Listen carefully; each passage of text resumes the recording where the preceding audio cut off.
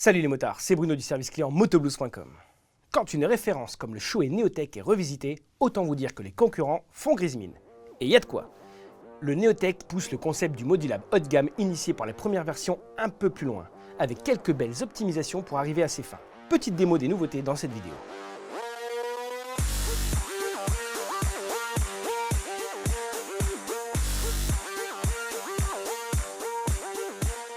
Il faut bien avouer qu'il y avait peu à reprocher au Neotech premier du nom. Et pourtant, le voilà revu de fond en comble avec le résultat que vous avez sous les yeux, le Shoei Neotech 2. Jetons d'abord un œil à son design. Plus sportif, le Neotech 2 fait beaucoup moins casque à papa, c'est indéniable.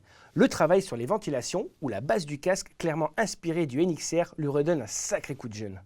Mais le principal objectif du Shoei avec ce remodelage physique, c'est de diminuer les turbulences, autrement dit de gagner en silence. Des prises d'air à l'écran, tout a été revu dans ce sens.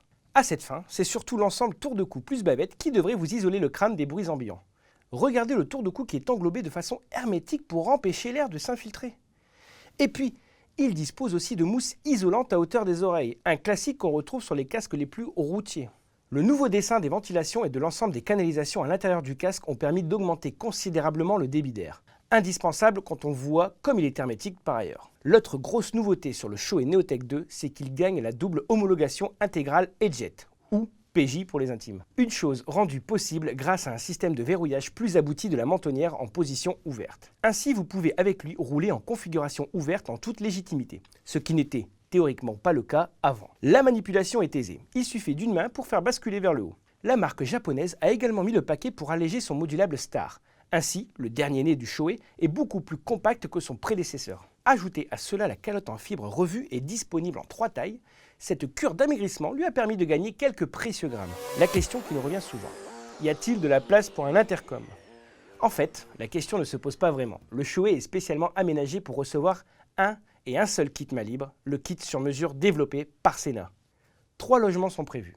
Vous n'avez plus qu'à y clipser les différents éléments du kit, et en avant Guingamp. Cerise sur la moto, rien ne dépasse et le design du casque est respecté.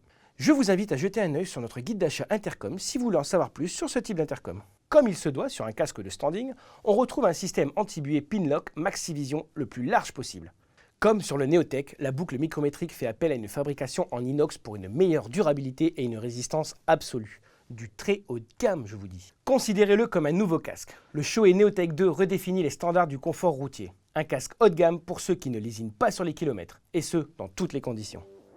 Quant à moi, je vous retrouve au service client motoblues.com, et en attendant, n'oubliez pas de freiner.